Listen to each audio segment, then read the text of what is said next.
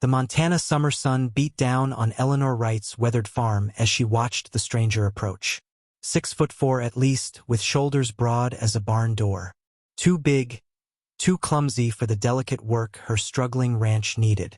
"You'll destroy more than you fix," she declared, arms crossed over her faded dress. The man said nothing, just nodded respectfully and picked up a broken fence post that had required 2 of her previous hands to move. With gentle precision that belied his massive frame, he set it perfectly straight. By sundown, he'd repaired more in one day than others had in a week. What secret was this gentle giant hiding behind those patient eyes? Before we jump back in, tell us where you're tuning in from, and if this story touches you, make sure you're subscribed because tomorrow I've saved something extra special for you.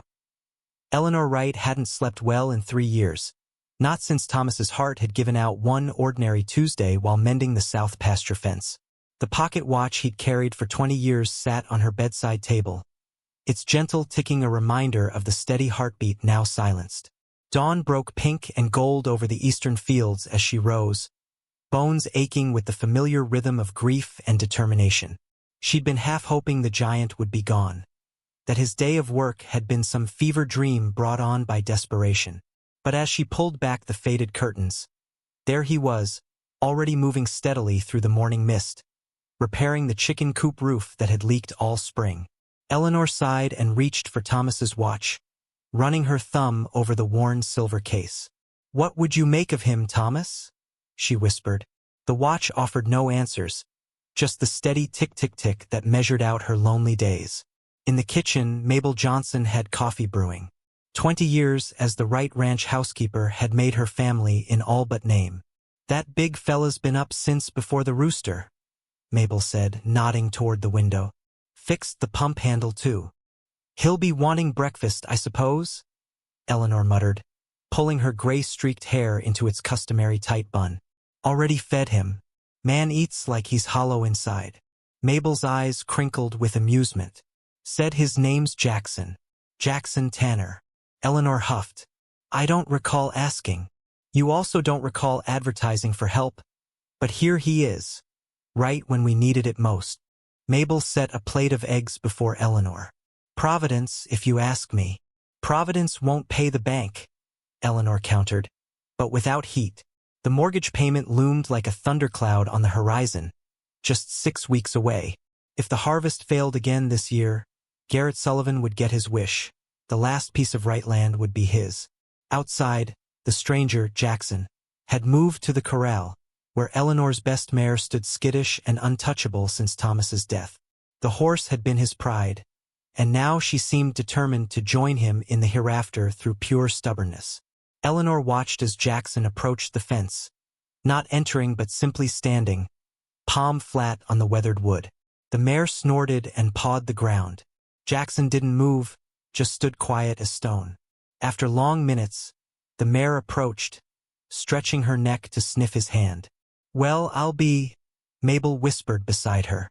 Eleanor swallowed hard. Lucky chance. 3 years that horse hasn't let a soul near her, and you call it luck? Mabel shook her head. "That man's got a gift." Eleanor set her coffee cup down with more force than necessary. "He's got work to do that doesn't involve communing with temperamental horses." She marched outside, the screen door slapping behind her like punctuation.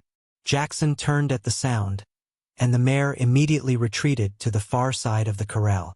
"Mr. Tanner," Eleanor called, the name feeling strange on her tongue. "If you've finished with your morning constitutional, there's fencing needs mending in the south pasture." "Yes, ma'am." His voice was deep but soft, like distant thunder. He nodded once and headed toward the tool shed. "And Mr. Tanner," she added, not entirely sure why, "the bunkhouse is the second building past the barn. No need for you to sleep in the hayloft like some vagrant." Something that might have been a smile flickered across his face. "Appreciate that, Mrs. Wright."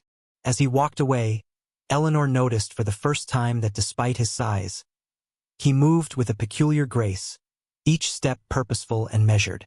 She shook her head to clear it. What did it matter how the man moved, so long as he earned his keep? In town that afternoon, Word had already spread about the giant working at Wright Ranch. Eleanor endured the curious glances and not-so-subtle questions as she gathered supplies at Harmon's general store. "Heard you got yourself some new help, Eleanor," Sam Harmon said as he tallied her purchases. "Big fella, they're saying. Just passing through, I expect," Eleanor replied, counting out coins from her dwindling reserves. "Well, if he decides to move on, send him my way. Got some high shelves need restocking." Sam chuckled at his own joke.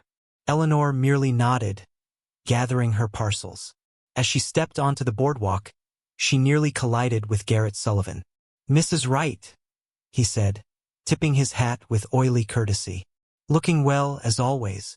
Eleanor straightened her spine. "Mr. Sullivan, heard you've taken on new help. Must be desperate times indeed." His smile never reached his eyes. "The Wright Ranch is doing just fine. Thank you for your concern." She moved to step around him. Sullivan blocked her path, still smiling. "My offer still stands, Eleanor. Fair price for the land, no fuss about the back taxes. You could move to town, maybe open that little shop you and Thomas used to talk about." Eleanor's grip tightened on her packages. "I'm not selling, Garrett. Not to you, not to anyone. Pride's expensive these days." His voice hardened slightly. "Think about it before the bank makes the decision for you." As he walked away, Eleanor fought the trembling in her hands. 6 weeks until the payment came. Due. 6 weeks to save a legacy 3 generations in the making. When she returned to the ranch, Jackson had repaired nearly half a mile of fence line. He stood now in the yard, splitting firewood with powerful, controlled swings of the axe. For just a moment, watching the surety of his movements, Eleanor felt something unfamiliar. A flicker of hope. 3 days passed in a rhythm that felt strangely settled, as though Jackson Tanner had always been part of the Wright Ranch.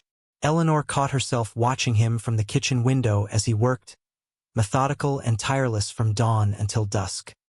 His giant hands, which she'd been certain would break more than they fixed, moved with surprising delicacy among her mother's prized rose bushes, clearing away years of neglect. "Man's got a system for everything," Mabel observed, kneading dough with flour-dusted hands. "Saw him making notes in a little book last night. Drawings of the fields and such." Eleanor raised an eyebrow. "Drawings? Looks to be planning something with the irrigation for the East Field. Neat as any architect's renderings, I'd say." Eleanor frowned. "He's hired help, not the foreman." Mabel merely hummed in response, a sound that had irritated Eleanor for 20 years with its gentle implication that she was being stubborn. Later that evening, Eleanor found herself walking toward the bunkhouse, a plate of Mabel's apple pie in hand. A peace offering, she told herself, for her cool treatment of the man who'd done nothing but good work since arriving. The bunkhouse door stood ajar, and Eleanor paused at the sound of Jackson's deep voice. He was reading aloud, the words flowing with an educated cadence that surprised her. "The chief aim of irrigation is not merely to supply water to the soil, but to maintain optimal moisture conditions for plant growth while preventing oversaturation and erosion." Eleanor peered through the gap. Jackson sat at the small table, a worn leather journal open before him, alongside what appeared to be a textbook. By the lamplight, his face looked younger, the perpetual furrow between his brows smoothed away by concentration. She knocked softly, and Jackson looked up, closing the journal with a quick, almost protective movement. "Mrs. Wright," he said, rising to his full height, which made the small room seem to shrink around him. "Mabel sent pie," she said, thrusting the plate forward awkwardly. "Thank you, ma'am." He accepted it with a nod. "Very kind." Eleanor gestured toward the closed journal. "Mabel mentioned you were making drawings." A flush crept up his neck. "Just some ideas. Nothing presumptuous." "May I?" Eleanor surprised herself with the request. Jackson hesitated, then handed her the journal, his expression carefully neutral. Eleanor opened it to find detailed sketches of her ranch, aerial views showing field layouts, irrigation channels, and planting patterns. Annotations in a precise hand noted soil conditions and crop rotation possibilities. It was the work of an educated mind, not a drifter looking for temporary work. You've studied agriculture, she said, not a question. Jackson nodded once. At the university in Bozeman, specialized in dryland farming techniques. Eleanor looked up sharply. Then why are you here, Mr. Tanner? Breaking your back on a struggling ranch when you could be working behind a desk? He shook his head. I prefer this. Manual labor over using your education? Skepticism edged her voice. Using both, Mrs. Wright. For the first time, a hint of challenge entered his tone. Theory without practice is just words on paper. Eleanor studied him, trying to reconcile the gentle giant with the educated man before her. Most men with your advantages wouldn't choose this life. Something flickered in Jackson's eyes. Pain, perhaps, or memory. Most men haven't seen what I have. The cryptic response hung between them. Eleanor wanted to press further but found herself oddly reluctant to disturb whatever ghosts lurked behind his measured words. Instead, she handed back the journal. Your ideas for the East Field irrigation. I'd like to hear more tomorrow. Jackson's surprise showed only in the slight widening of his eyes. Yes, ma'am. Eleanor nodded and turned to leave, pausing at the door. And Mr. Tanner? It's Eleanor.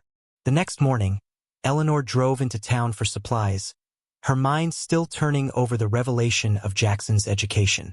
At Harmon's store, she found herself the center of unwanted attention as three of the town's most notorious gossips converged. Eleanor Wright, Violet Peterson trilled. We heard you've taken in a stray the size of a grizzly bear. Jackson Tanner is a hired hand, nothing more? Eleanor replied, selecting flour from the shelf. Ruth Miller says he carried an entire fence post under one arm like it was kindling. Another woman added. Says he's handsome as sin, too, once you get past the size of him. Eleanor felt heat rise in her cheeks. If you ladies are so interested, I'm sure the ranch could use more help. Paying positions, of course. Their titters followed her to the counter, where Sam Harmon gave her an apologetic smile. Don't mind them, he said quietly. They've nothing better to do since the church social was postponed. I don't care what they say, Eleanor insisted, though the tightness in her chest suggested otherwise. As she loaded her purchases into the wagon, Garrett Sullivan's sleek motorcar pulled alongside. The contrast between his shining vehicle and her weathered wagon wasn't lost on her. Just heard the bank's considering calling in loans early on properties with uncertain prospects, he said without preamble. Thought you should know. Eleanor's heart stuttered, but she kept her expression neutral. Is that a fact? Sullivan's smile was all predator. Just looking out for my neighbors, Eleanor. My offer still stands. As he drove away, Eleanor gripped the wagon seat until her knuckles whitened. 6 weeks had just become a much shorter deadline. When she returned to the ranch, she found Jackson kneeling beside Thomas's old horse, the one that had allowed no one near since his death. The mare stood calm, one hoof in Jackson's massive palm as he carefully trimmed it with Thomas's tools. The sight made Eleanor's throat tighten with an emotion she couldn't name. Eleanor's grandfather had purchased the original deed to the Wright Ranch in 1885, paying in gold dust and determination. The yellowed document, framed in simple oak, hung above the fireplace, a constant reminder of what was at stake. Tonight, she stood before it, a glass of Thomas's whiskey in her hand, cataloging all she stood to lose. The sound of a clearing throat startled her. Jackson stood in the doorway, hat in hand, filling the frame like a mountain given human form. Didn't mean to disturb you, he said. Mabel said you wanted to see the irrigation plans. Eleanor motioned him in, suddenly conscious of her unbound hair and the whiskey in her hand. It's been a day that calls for fortification, Mr. Tanner. Jackson, he corrected gently, and I understand those kinds of days. He spread his journal on the table, careful not to disturb the neat stack of ledgers, another reminder of Eleanor's precarious situation. His fingers, large but precise, traced the lines of his drawings. The current system wastes water here and here, he explained, indicating areas on the eastern boundary. With a few adjustments, we could increase efficiency by 30%. Eleanor studied the plans, impressed despite herself. And these adjustments, how much? Materials would be minimal. Mostly labor. His eyes met hers. My labor. She took another sip of whiskey, considering. Why are you doing this, Jackson? You've been here barely a week. This is more than hired help typically offers. Jackson was silent for a moment, his gaze moving to the deed on the wall. My grandfather had a place like this in Idaho. Lost it during the drought of '96. Some things shouldn't be lost if they can be saved. The simple statement hung between them. Eleanor felt seen in a way that made her both uncomfortable and strangely comforted. Well, she said finally, we'll start tomorrow. Jackson nodded, gathering his journal. His eyes caught on a photograph on the mantel, Eleanor and Thomas on their wedding day, young and impossibly hopeful. He was a lucky man, Jackson said quietly. Before Eleanor could respond, the sound of hoofbeats interrupted. Through the window, she saw Garrett Sullivan dismounting from his gleaming palomino, its coat catching the last rays of sunset. Sullivan, she muttered, setting down her glass. Twice in one day. Jackson straightened, instantly alert. Would you prefer I leave? No, Eleanor said, surprising herself with the quickness of her response. Stay.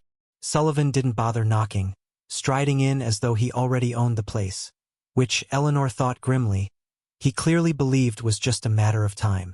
Eleanor, he greeted, then turned cold eyes to Jackson. And the new hired help.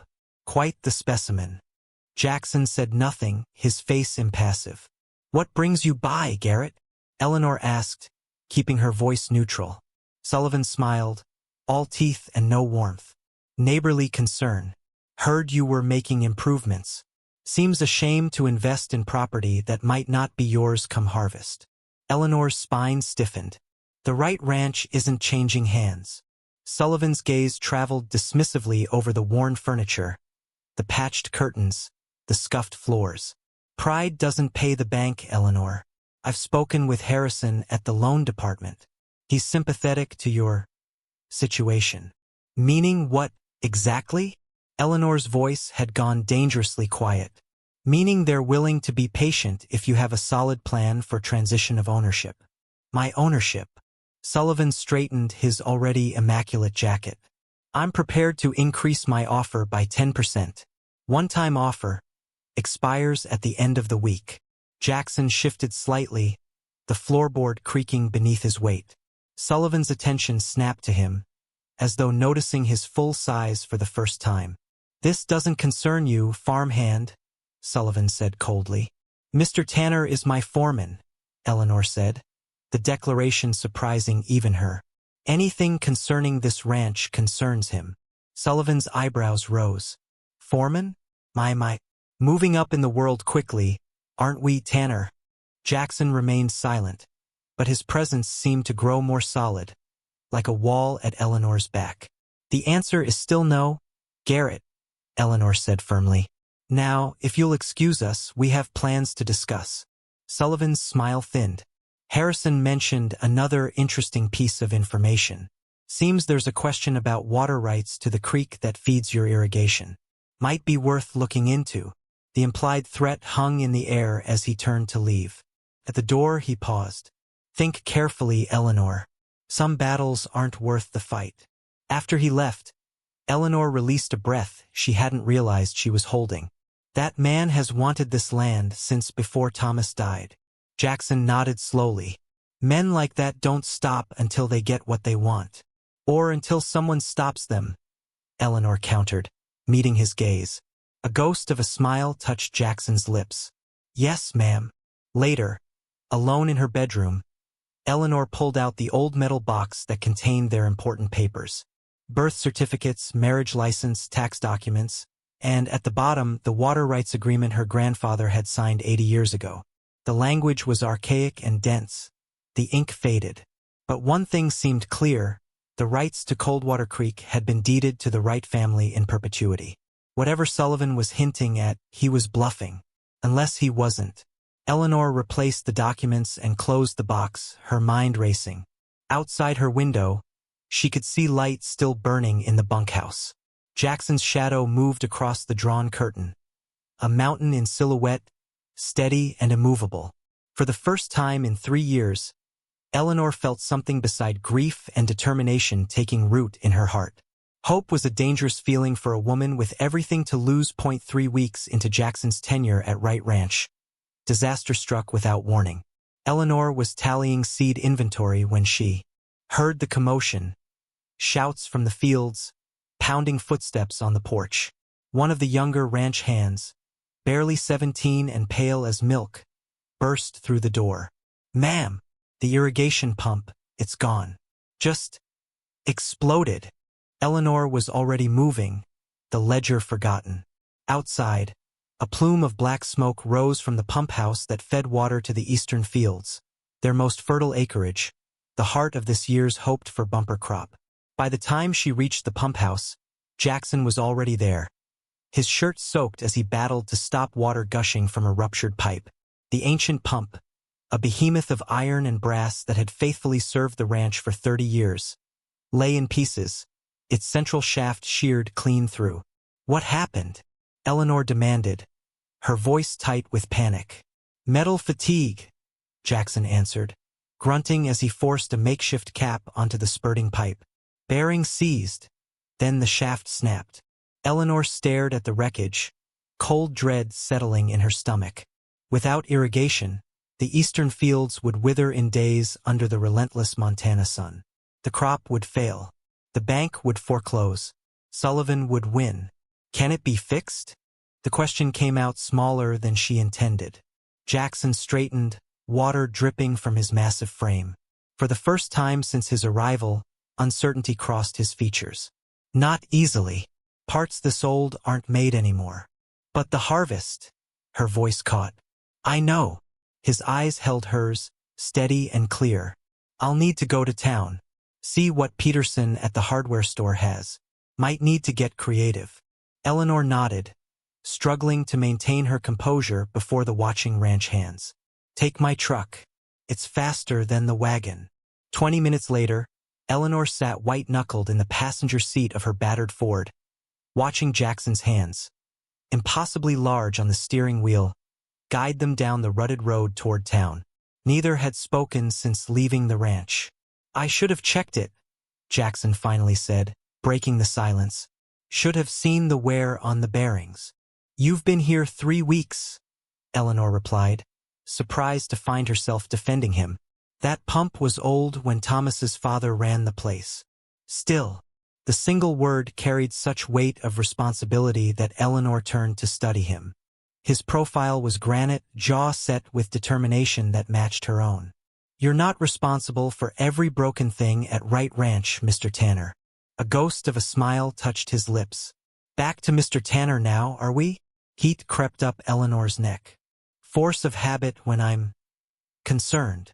Their eyes met briefly before Jackson returned his attention to the road.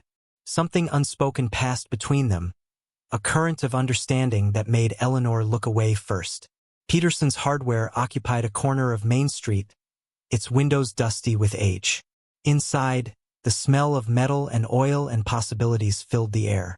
Old Peterson himself, stooped and wizened as a desert tortoise, squinted at them over wire-rimmed spectacles. "Eleanor Wright," he wheezed. "Been a while. We've had an emergency, Pete. The main irrigation pump failed."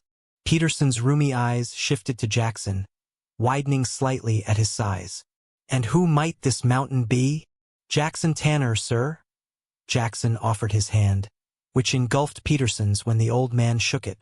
"Hoping you might have parts for a Westinghouse Model 8 pump, circa 1915.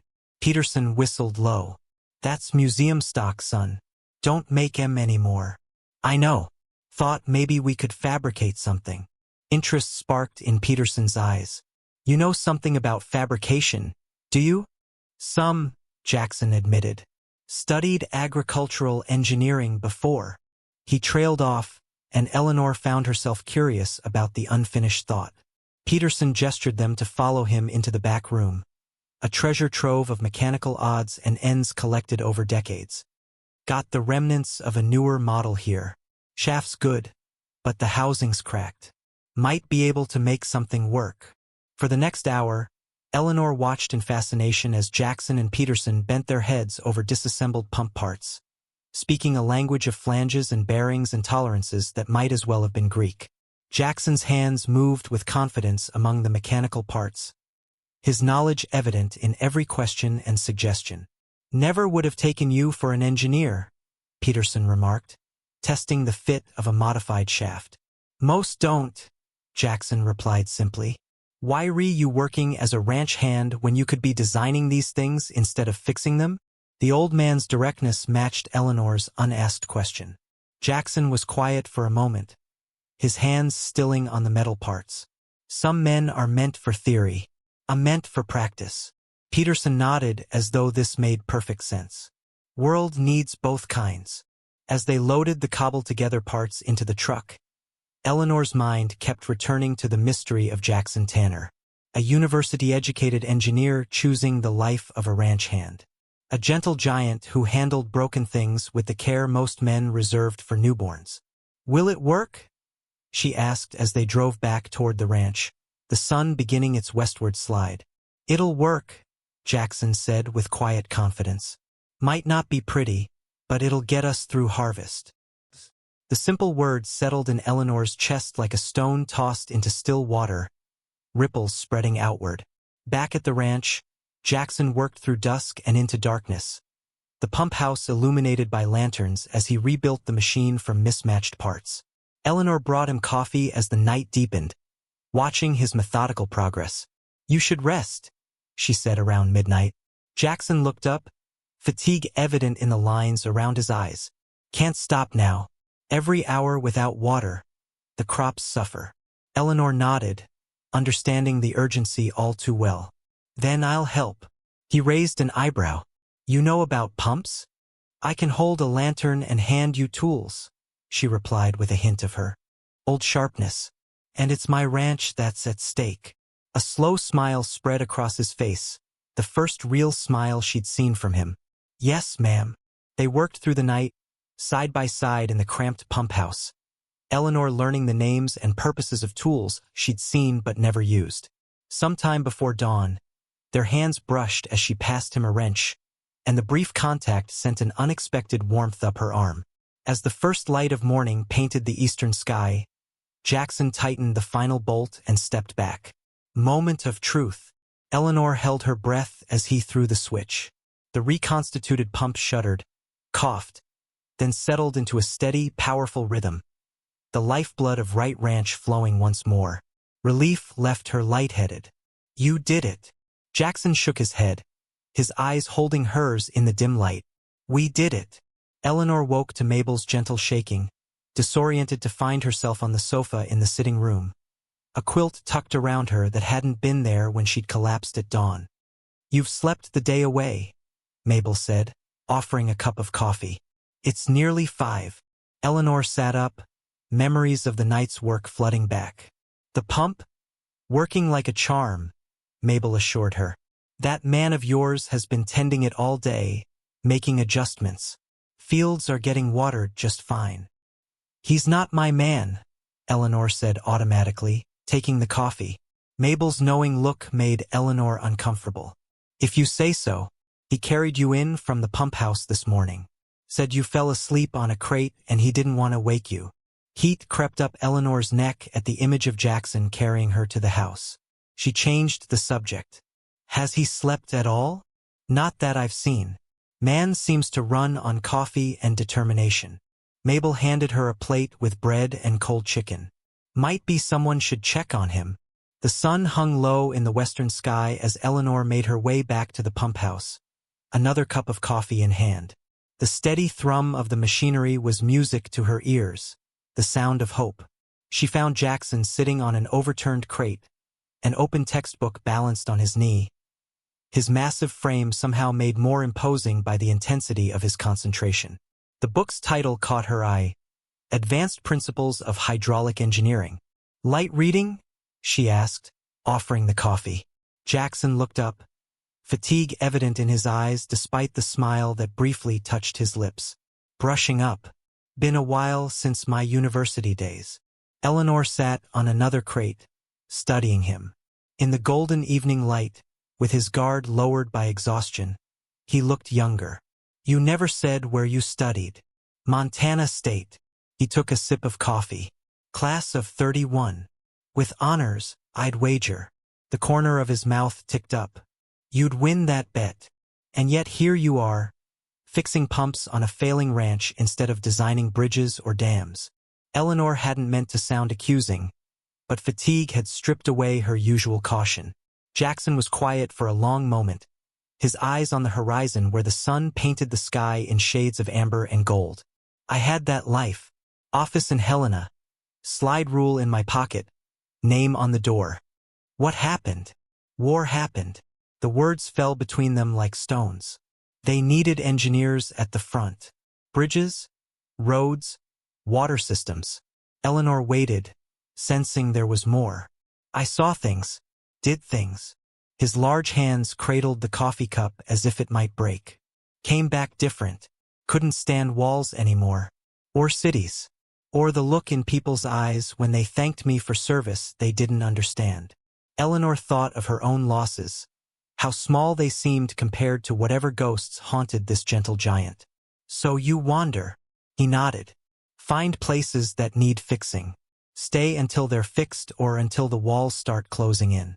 Whichever comes first. And then, Jackson met her eyes, something unreadable in his gaze. And then I move on. The simple statement shouldn't have sent a pang through Eleanor's chest. After all, she'd known from the start he was just passing through. Still, the thought of the ranch without his steady presence left her unexpectedly bereft. Well, she said, striving for her usual briskness. Wright Ranch has plenty that needs fixing. You won't run out of projects anytime soon. A smile ghosted across his features. No, ma'am, I don't expect I will. Something shifted between them in that moment. An acknowledgement that whatever had brought him to her gate that day, Jackson Tanner wasn't leaving anytime soon. The moment was broken by the sound of approaching hoofbeats. Eleanor rose, recognizing Sullivan's Palomino even in the fading light. Twice in 1 week, she muttered. Man's getting desperate. Jackson stood, suddenly seeming even larger, a bulwark between Eleanor and the approaching rider. Sullivan reined in, taking in the scene with calculating eyes. Working your new foreman hard, I see. Or is it engineer now? Is there something you need, Garrett? Eleanor asked coolly. Sullivan dismounted, his gaze fixed on the pump house. Just being neighborly. Heard about your mechanical troubles. Thought I'd check if you needed any assistance. We've managed, Eleanor replied. So I see. Sullivan's smile didn't reach his eyes. Impressive work, Mr. Tanner. Wouldn't have expected such skills from a drifter. Jackson said nothing, but his stillness had a quality that made even Sullivan hesitate. You know, Sullivan continued, addressing Eleanor but watching Jackson. Harrison at the bank was asking about you today. Seems concerned about the viability of your operation here. The bank will have its payment, Eleanor said firmly. On time and in full. Sullivan made a show of examining his manicured nails. Thing about banks, Eleanor, they get nervous when they hear about equipment failures on properties they've invested in. Makes them wonder what might fail next. The implication was clear. Sullivan had been talking to the bank about her troubles. The pump is fixed, Jackson said, his deep voice steady. The irrigation is running at higher efficiency than before. The harvest will be the best this ranch has seen in 5 years. Sullivan's eyes narrowed at the quiet confidence in Jackson's tone. Bold prediction from a man who's been here less than a month. I stand by it, Jackson replied simply. A tense silence stretched between the men, broken only when Sullivan laughed, the sound brittle in the evening air. Well, I do admire optimism, misplaced though it may be. He remounted his horse with practiced grace. My offer remains open, Eleanor. Though I should mention, each mechanical failure tends to reduce the property's value in my estimation. After he rode away, Eleanor released a breath she hadn't realized she was holding. That man wants what isn't his, Jackson finished. Men like that are dangerous when cornered. Eleanor looked up at him, struck again by the contradiction of his size and his gentleness. Good thing I have a mountain for a foreman, then. The words drew a real smile from him, transforming his face. Yes, ma'am, that you do. Later, as twilight deepened into night, Eleanor stood on the porch watching the lights burn in the bunkhouse where Jackson had finally gone to rest. The textbook he'd been reading sat on the kitchen table. He'd left it behind when Sullivan arrived. Curious, Eleanor opened it, finding pages of neat annotations in the margins, complex equations corrected or expanded upon. And tucked between the pages, a faded photograph of a much younger Jackson in a crisp uniform, standing beside a slender woman whose smile lit up her face. On the back, in faded ink, Jack and Elizabeth, engagement, 1941.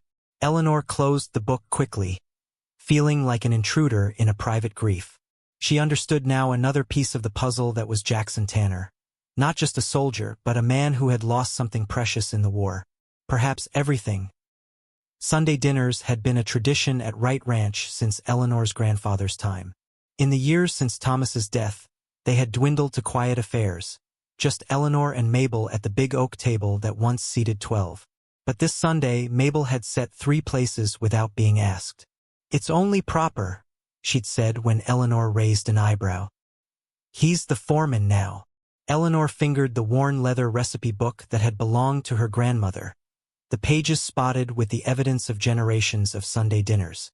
She hesitated over the roast chicken recipe that had been Thomas's favorite, then turned instead to a beef stew that had been her father's choice. A new tradition, perhaps. The knock at the kitchen door startled her. Jackson stood there, hat in hand, freshly shaved, his usual work clothes exchanged for clean denims and a pressed shirt that strained across his broad shoulders. "Mabel invited me," he said, an uncharacteristic uncertainty in his voice. "If it's an imposition." "It's not," Eleanor interrupted, suddenly aware of her flour-dusted apron and the wisps of hair escaping her bun. "Sunday dinner is tradition here." He nodded, still hesitant on the threshold. "Anything I can help with?" Eleanor nearly refused out of habit. The kitchen had always been her domain, but something made her reconsider. "You can peel potatoes if you're of a mind to." The sight of Jackson Tanner, a man whose hands could bend horseshoes straight, carefully peeling potatoes at her kitchen table struck Eleanor as both absurd and oddly right. His fingers, which should have been too large for such delicate work, moved with surprising dexterity. "My mother insisted all her children learn to cook," he explained, catching her watching him. "Said a man who couldn't feed himself wasn't much of a man at all." Wise woman. Eleanor turned back to the stew. "How many siblings?" "3 sisters. All older. I was the afterthought." A smile touched his lips at the memory. "They treated me like their personal doll until I got too big for them to boss around." The image of a young Jackson being fussed over by doting sisters made Eleanor smile despite herself. "Where are they now?" "Mary's in California. Helen's in Seattle. Jane." His hands stilled briefly on the potato. "Jane was a nurse. Didn't come back from the Pacific." "I'm sorry," Eleanor said softly. Jackson nodded once, acknowledgement rather than dismissal. She would have liked this place. The quiet of it. They worked in companionable silence after that, the rhythm of their movements falling into an easy synchronicity. When Mabel returned from visiting her sister in town, she found them with heads bent over the recipe book, debating the merits of bay leaves. "Well," Mabel said, hanging her hat with a satisfied air, "isn't this a picture?" Dinner itself was the most pleasant meal Eleanor had experienced in years. Jackson proved to be knowledgeable about cattle breeding programs, a topic that had been Thomas's passion, and the conversation flowed easily from ranch matters to broader subjects. He spoke of books he'd read, places he'd seen before the war, ideas for modernizing irrigation across the drought-prone West. "You should be teaching at the university," Mabel declared, serving apple pie. "All that knowledge going to waste on fence posts." "No waste in honest work," Jackson replied without offense. "Besides, some things you can't learn from books. Have to get your hands in the dirt." His eyes met Eleanor's across the table, and something passed between them. A shared understanding of work's dignity, of Callus's earned and problems solved through sweat and persistence. After dinner, to Eleanor's surprise, Jackson asked if he might play the piano that sat silent in the parlor. The instrument had been her mother's pride, brought by wagon over the mountains at great expense. Since Thomas's death, Eleanor hadn't been able to bear the sound of it. "It hasn't been tuned in years," she warned. "May I try anyway?" he asked. Eleanor nodded, unable to form words around the sudden tightness in her throat. The sight of Jackson perched on the delicate piano bench should have been comical. A bear trying to manage a teacup. But when his fingers touched the keys, the incongruity vanished. Music filled the room, slightly tinny from the untuned strings but beautiful nonetheless. A simple, haunting melody that Eleanor didn't recognize. "Something you composed?" she asked when he finished. Jackson shook his head. "My mother's favorite. She played it every Sunday after dinner." Eleanor watched his face as he spoke of his mother, the softening around his eyes, the gentle curve of his mouth usually set in such a straight line. It struck her that grief had many forms, and perhaps Jackson Tanner carried his own version of the weight she had borne these 3 years. "Play something else," she requested, settling into the armchair by the window. As twilight deepened outside and lamplight cast a warm glow through the room, Jackson played piece after piece. Some classical, some folk tunes, all rendered with a sensitivity that belied his size. Eleanor found herself transported to a time before loss had hollowed her out, when music was a regular part of her life and joy came easily.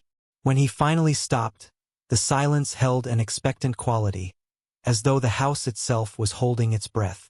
"Thank you," Eleanor said simply. Jackson nodded, carefully closing the piano lid. "Music needs to be played. Instruments are like people, they wither without use." The words lingered in Eleanor's mind long after Jackson had returned to the bunkhouse. She stood in the darkened parlor, her hand resting on the piano's polished surface, feeling as though something long dormant within her had been coaxed back to life. Outside, the first drops of a gentle rain began to fall, a blessing on the thirsty fields and perhaps, Eleanor thought, on the parched landscape of her heart as well. The old piano in the parlor hadn't been Eleanor's only connection to music. Thomas had been an avid fisherman, spending peaceful hours along Coldwater Creek with his handcrafted rod, humming quietly to himself. The rod still hung in the mudroom, gathering dust, a tangible reminder of simple pleasures lost. But this morning, something pulled Eleanor toward it. She ran her fingers along the smooth bamboo, remembering how Thomas had shaped it with painstaking care, wrapping the guides with colorful thread, a craftsman in his quiet way. The sound of Jackson's deep voice drifted through the open window, followed by a child's excited chatter. Eleanor moved to look outside. Her nephew Billy, her sister's boy from Billings, had arrived for his annual summer visit yesterday, a gangly 10-year-old with Thomas's curious nature. Now he stood beside Jackson in the yard, watching wide-eyed as the big man demonstrated how to properly coil rope. Jackson's movements were unhurried, his explanation patient as Billy attempted to mimic them with his smaller hands. Impulsively, Eleanor lifted the fishing rod from its pegs. Outside, the June morning was warm with promise, the sky a limitless blue. Billy spotted her first, his face lighting up at the sight of the rod. "Is that Uncle Thomas's fishing pole?"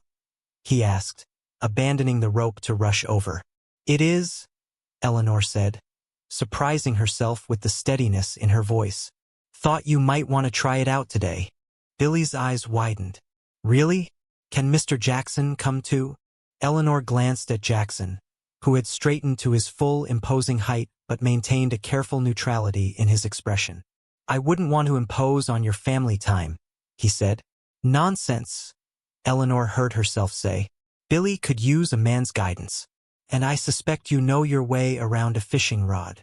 The ghost of a smile touched Jackson's lips. "Yes, ma'am, that I do." An hour later, the three of them sat along the shaded bank of Coldwater Creek, the water burbling peacefully over smooth stones. Billy, vibrating with excitement, watched Jackson demonstrate how to tie a fly, something called a royal coachman, that Thomas had never mastered. The trick, Jackson explained, his massive fingers somehow managing the delicate work, is to think like a fish. What would look tasty if you were swimming down there? Billy nodded solemnly, absorbing the wisdom as though it were scripture. Eleanor, seated on a sun-warmed rock nearby, found herself watching Jackson rather than the fishing lesson. The perpetual furrow between his brows had eased. The set of his shoulders relaxed in a way she hadn't seen before. Here, away from the responsibilities of the ranch, a different Jackson Tanner emerged. One who laughed easily at Billy's jokes and told stories about massive trout that might or might not have been exaggerated. "You try now," Jackson said, handing Thomas's rod to Billy with careful reverence. "Remember, gentle on the cast. Let the rod do the work." Billy's first attempt sent the line in a tangle behind him. His face fell, but Jackson merely nodded. "That's how you learn. Try again." After several more attempts, Billy managed a passable cast. The fly landed with a soft plop on the water's surface, and the boy held his breath. "Now the hard part," Jackson said quietly. "Patience." Eleanor smiled at the familiar advice.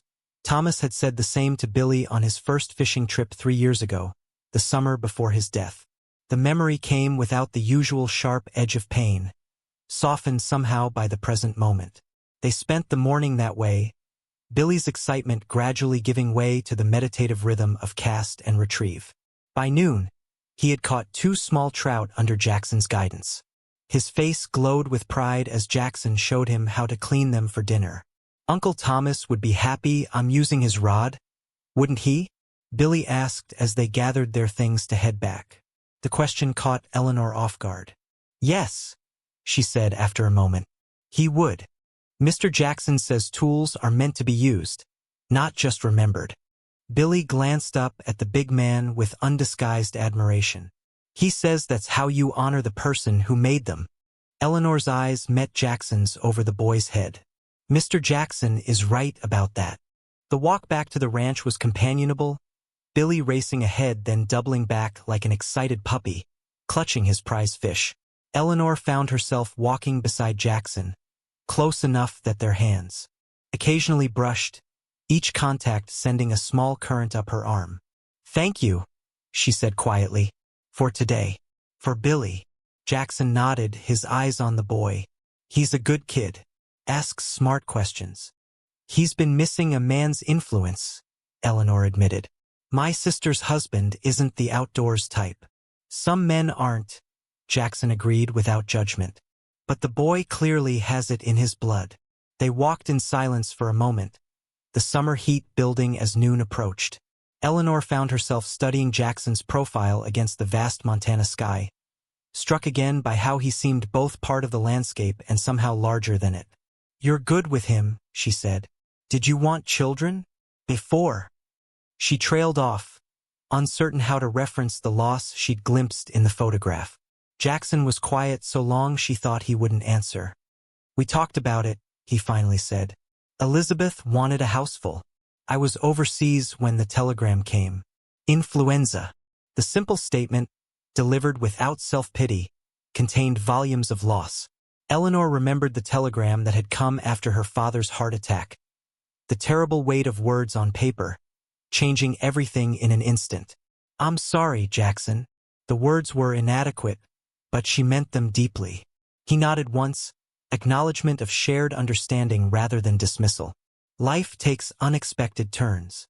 As they approached the ranch house, they could see Mabel on the porch, shading her eyes to watch their return. Billy raced ahead, holding up his fish triumphantly for her inspection. "Some good comes of it, though," Jackson added, his voice softening as he watched the boy. "Moments like today, they make the rest worthwhile." Eleanor felt something shift inside her chest, a loosening of the tight band that had constrained her heart since Thomas's death. Not forgetting, but perhaps making room for something new alongside the memory. Unexpected turns indeed. Billy's visit stretched from the planned weekend into a full week, his mother only too happy to extend his stay when Eleanor telephoned. The boy had taken to following Jackson everywhere, watching with solemn attention as the big man went about his daily tasks. For his part, Jackson displayed a patience that amazed Eleanor, explaining each step of his work no matter how mundane. "You're a natural teacher," Eleanor observed one evening as they sat on the porch, watching Billy chase fireflies in the gathering dusk. Jackson shook his head, though the compliment visibly pleased him. "Just answering questions. Boys hungry to learn. Like his uncle was," Eleanor said softly. "Thomas was always taking things apart to see how they worked." The mention of Thomas no longer brought immediate pain, a realization that both surprised and unsettled her. When had that changed? Billy dashed up to the porch, hands cupped around a captured firefly. "Look, it's blinking inside my fingers." "Careful now," Jackson advised.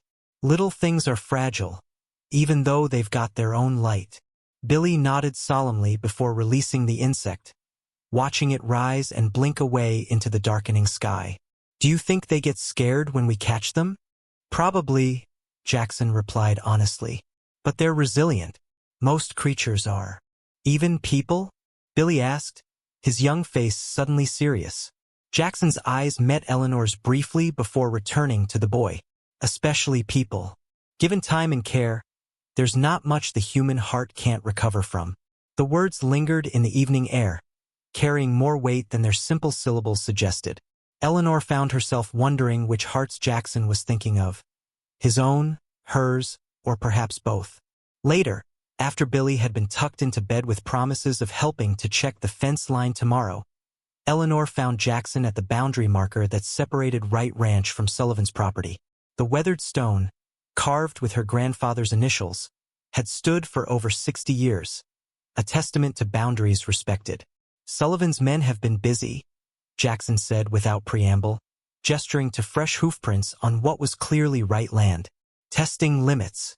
Eleanor sighed, the brief respite of the pleasant evening evaporating. "He's always pushed the boundaries, even when Thomas was alive. Now he's getting bolder. Man thinks you'll give up eventually." Jackson's voice held no judgment, merely observation. "And what do you think?" Eleanor asked, suddenly needing to know. Jackson turned to face her fully, his expression softened by the fading light. "I think Eleanor Wright doesn't know how to give up. It's not in her." The simple declaration, delivered with absolute certainty, warmed Eleanor in places long gone cold. For a moment, she saw herself through his eyes, not as a struggling widow but as a woman of strength and determination. "You give me too much credit," she said, though the words lacked conviction. "Don't think so." Jackson knelt to examine the boundary marker, his large hand gentle on the weathered stone. "Some people are like these markers. They hold their ground no matter what storms come."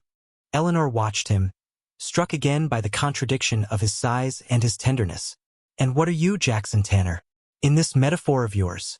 He considered the question with characteristic thoroughness. "Just passing through," he said finally. "Trying to leave things better than I found them." A pang of something, disappointment, perhaps, flickered through Eleanor at the reminder of his temporary status. In the weeks since his arrival, she'd begun to imagine a future with his steady presence in it. The thought of Wright Ranch without him seemed suddenly hollow. "Billy will miss you," she said, the words inadequate substitutes for what she couldn't bring herself to say. Jackson's eyes, dark in the twilight, studied her face. Just Billy. The question hung between them, fraught with possibility. Eleanor felt herself on a precipice, with safety behind and the unknown ahead. Before she could answer, the sound of approaching horses broke the moment.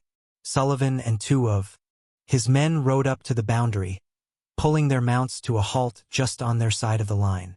"Evening, Eleanor," Sullivan called, his tone falsely congenial. "Checking your boundaries?" "Just taking an evening walk, Garrett," Eleanor replied coolly. "On my property." Sullivan's gaze shifted to Jackson, who had straightened to his full, imposing height.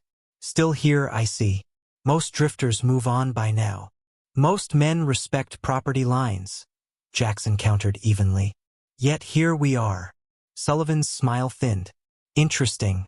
I was just telling my men how the original survey of this area had some irregularities. County records suggest this boundary might be a few hundred yards south of where this marker sits." Eleanor felt a chill despite the warm evening. That's nonsense and you know it. This marker was placed by my grandfather and your father together. Memories fade. Documents matter. Sullivan's smile didn't reach his eyes. My lawyer's looking into it. Your lawyer can look all he wants, Eleanor said firmly. This boundary hasn't moved in 60 years, and it's not moving now.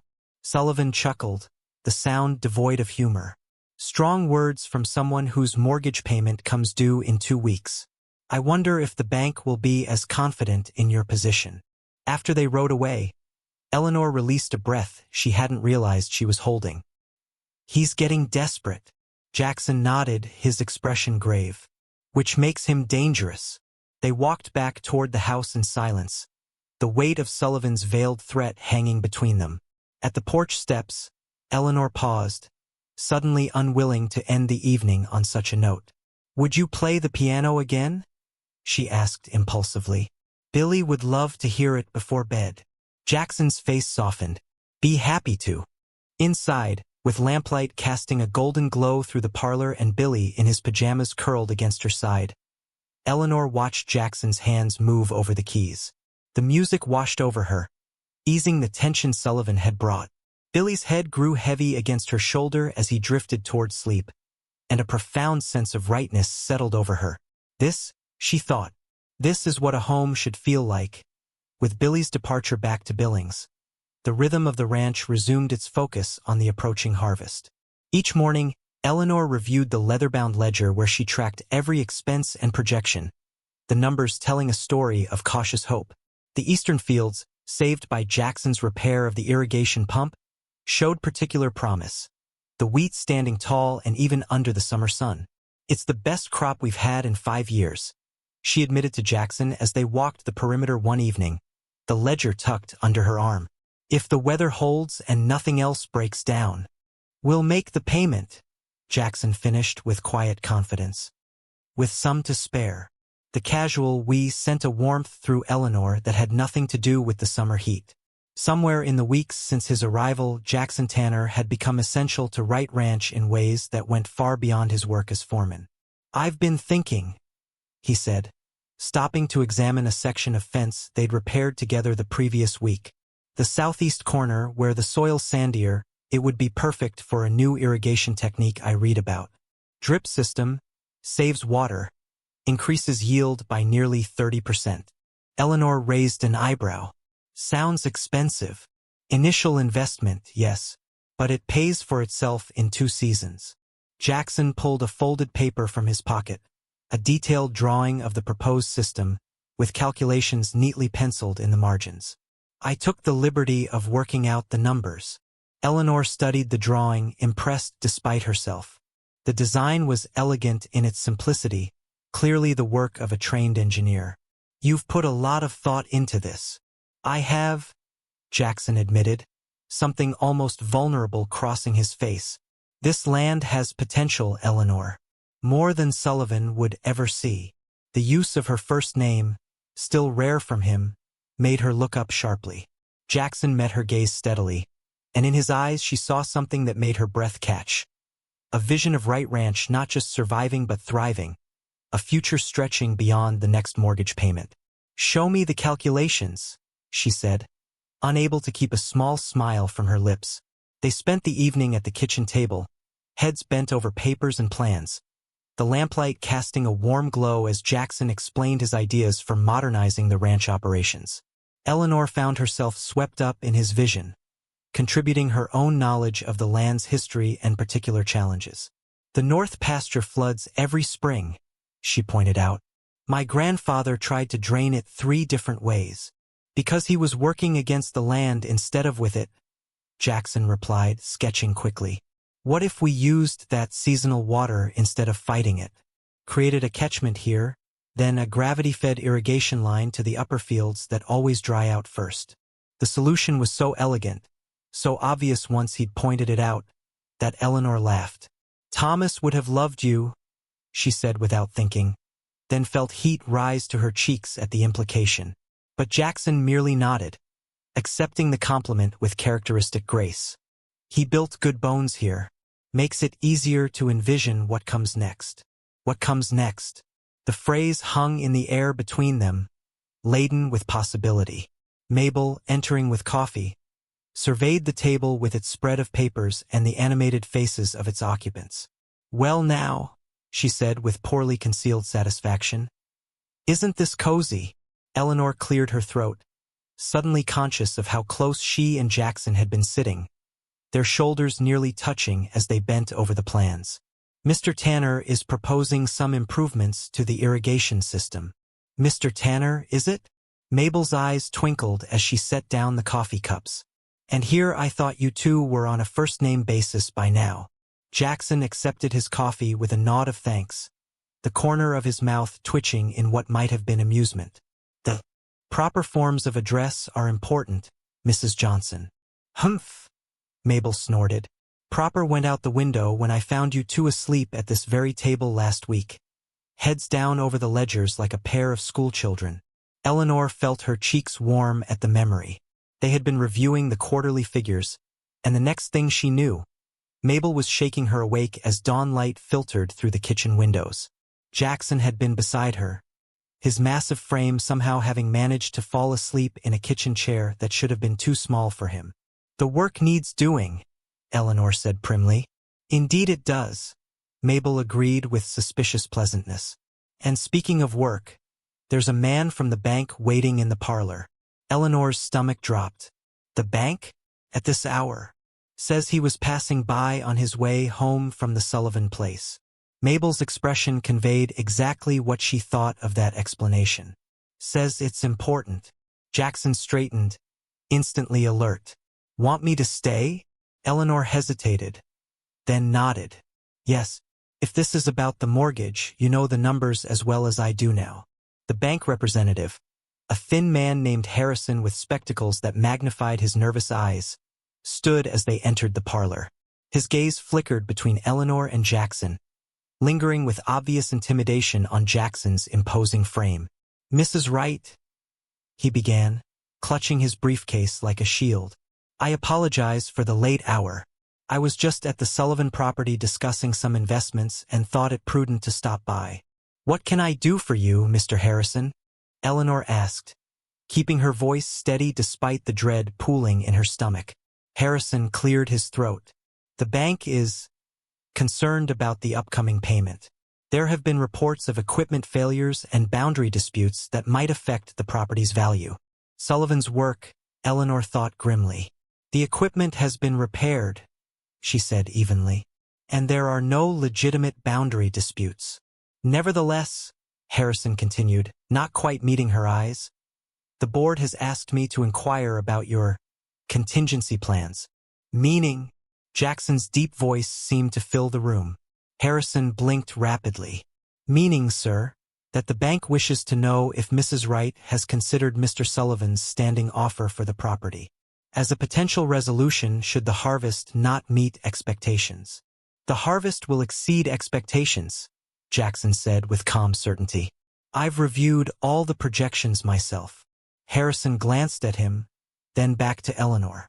"And you are?" "Jackson Tanner, ranch foreman and agricultural engineer." The addition of his professional credentials visibly shifted Harrison's assessment. "I see. Well, regardless, the bank would feel more secure with some form of assurance." "The payment will be made on time and in full," Eleanor said firmly. "That's all the assurance the bank needs." After Harrison departed, clearly unsatisfied, Eleanor sank into the armchair by the fireplace. "Sullivan is playing every angle." Jackson nodded, his expression grim. "Man like that doesn't give up easily." "Neither do I." Eleanor straightened her shoulders, a familiar determination settling over her. "We'll just have to make sure this harvest is everything we've projected. And more." The discovery happened by accident. Eleanor had been searching the bunkhouse for a missing ledger when she found the drawings tucked beneath Jackson's mattress. Not just irrigation plans this time, but detailed architectural renderings. The main house with a rebuilt east wing that had burned before her time, the barn expanded with modern stalls, new outbuildings placed with careful consideration of workflow and efficiency. The dates in the corners showed they'd been created over several weeks, some as recent as yesterday. Eleanor sat on the edge of Jackson's narrow bed, the drawings spread before her, an unexpected tightness in her throat.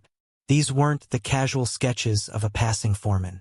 These were the plans of a man who saw a future here, who was investing not just his labor but his vision in Wright Ranch. When Jackson found her there, she looked up with the drawings still in her hands. "You've been busy." He stood in the doorway, his expression unreadable. "Didn't mean for you to see those just yet." "Why not?" Eleanor gestured to the detailed renderings. "They're remarkable, Jackson, and far beyond what we discussed." He moved into the room, ducking slightly under the low ceiling that wasn't built for men his size. "It's your ranch. Shouldn't have presumed to plan its future." "Is that what you're doing? Planning its future?" Eleanor heard the edge in her own voice. Not anger, but something more complicated. "Or just passing time while you're here?" Jackson was silent for a long moment, his eyes on the drawings rather than her face. "Started as a way to quiet my mind in the evenings," he admitted finally. "Turned into something more. More." He met her gaze then, something vulnerable in his expression. A hope, maybe, that Wright Ranch could be more than what it is now. That it could thrive again, like in your grandfather's day. "With you as part of it?" The question slipped out before Eleanor could consider its implications. Jackson's silence was answer enough. He had never pretended his stay was permanent, had he?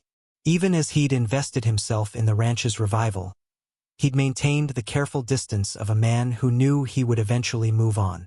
Eleanor gathered the drawings with hands that weren't quite steady. "These are good ideas. Some of them, at least. The West Pasture expansion makes sense, and the rebuilt East Wing." She trailed off, unable to continue the pretense that they were merely discussing business. "Eleanor." Jackson rarely used her first name, and it caught her attention now.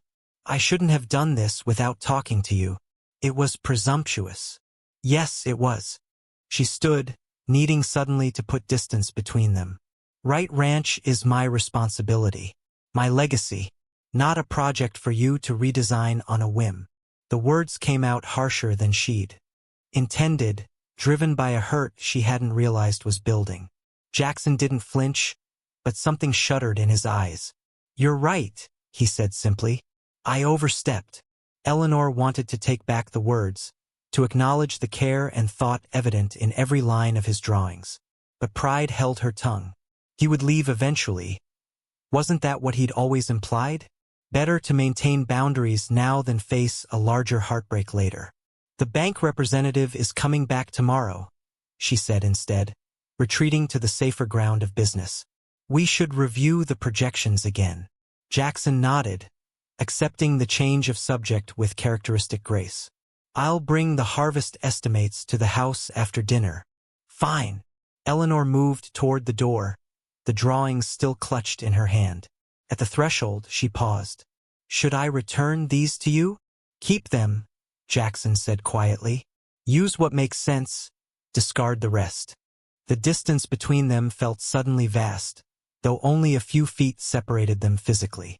Eleanor nodded once and left, the weight of unspoken words hanging in the air behind her. She spent the afternoon in a fog of conflicted emotions, reviewing the ledgers without really seeing the numbers. Around dusk, she heard the distinctive sound of Sullivan's Palomino approaching, and she sighed, in no mood for another confrontation.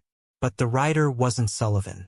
It was a younger man, well-dressed and city-polished, leading a sleek black motorcar down the rutted drive. "Mrs. Wright?" he called, dismounting with practiced ease. "Harold Blackwood, Sullivan Enterprises legal counsel.